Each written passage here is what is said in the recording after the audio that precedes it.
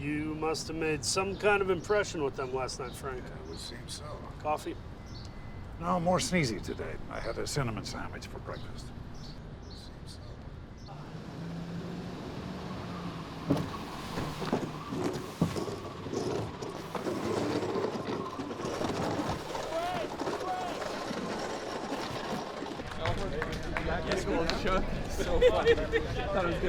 Why did I want to be part of this comedy? Well, Seth MacFarlane, who's an old pal, called me up a couple of years ago and dangled the idea of me doing this reboot of this character. And I said I was interested. It's as simple as that. Now, cover me.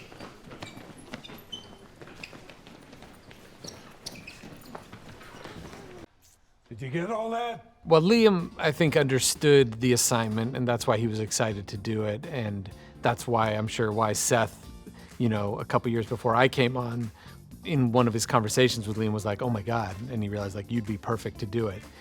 Liam's one of the few remaining true, like, old school movie star leading men with gravitas. And there was nobody underneath him in the list. There was no second choice to even be had, because there's kind of nobody like him out there. Can I help you? Remember me? Well, hello, Miss Cherry Roosevelt, Fat Bozo, Charming Spaghetti. Richard Kane is, I believe, somewhat of a archetype evil guy, but he has a plan, and he's not particularly happy with the condition of the world today. For reasons that I'm sure we could all share. And he wants it wiped clean so that we can start again on a better footing and create something which is pure and beautiful,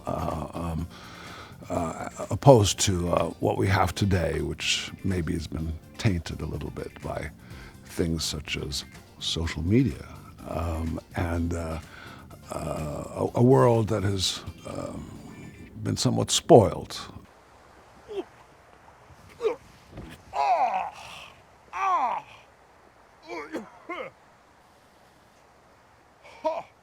You hit me in my belly.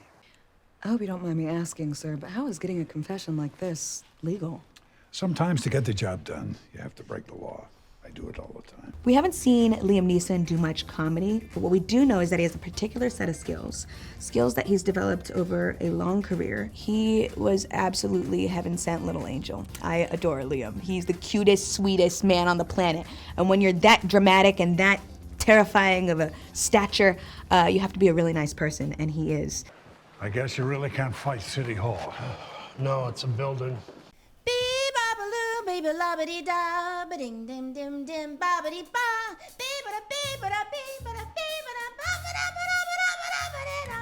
Pamela was one of those, like, you know, dark horse ideas that came into our conversation early on with Carmen Cuba, who was our casting director, and she was all in on her. I think that we found her at the perfect moment for our movie, and that she was willing to do something like this at the time in her life that she was sort of open to anything was kind of kismet for all of us. When Liam and Pam first met, you just saw it. You know, they're these two beautiful, iconic, statuesque actors, and seeing them stand side by side for our first camera test were just beautiful and amazing.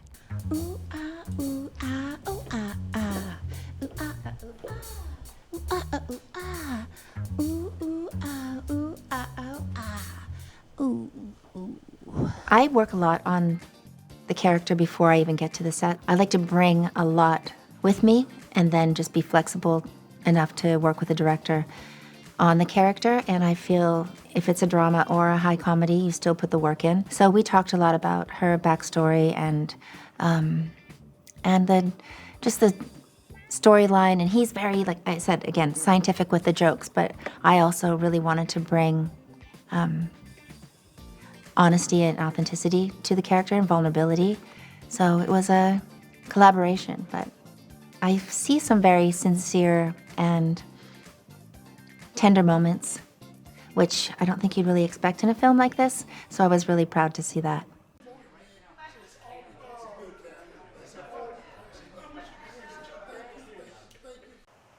If it's a fight you want, very well.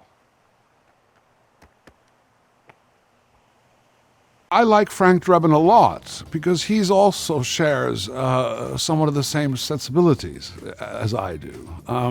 There's a real delight in my meeting him. He's also kind of like an old-fashioned guy, you know, and sees the world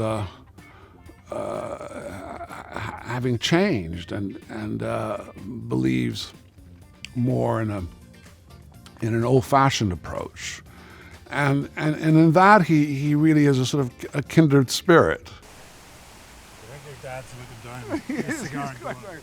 Oh, Jesus. And action. Move! Move! Move!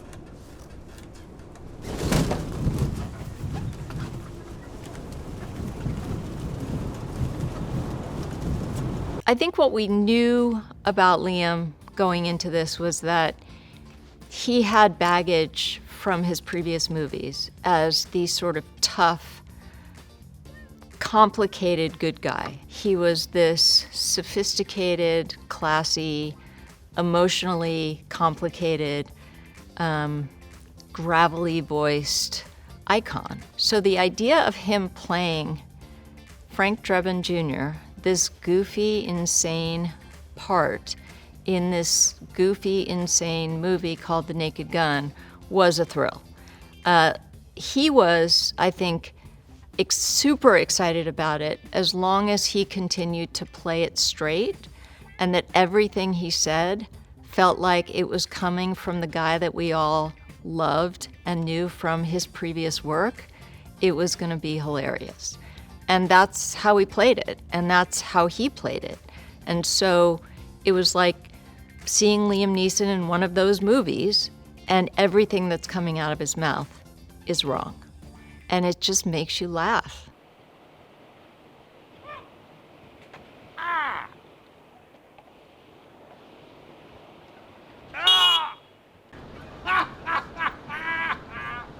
Rome is burning!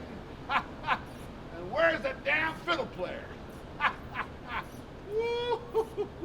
You deserve to go see The Naked Gun in theaters where it was destined to be enjoyed. You deserve to enjoy it at max capacity, laughing as loud as you possibly can with community. I mean, we all know laughter is medicine. So go, heal yourselves, and watch The Naked Gun.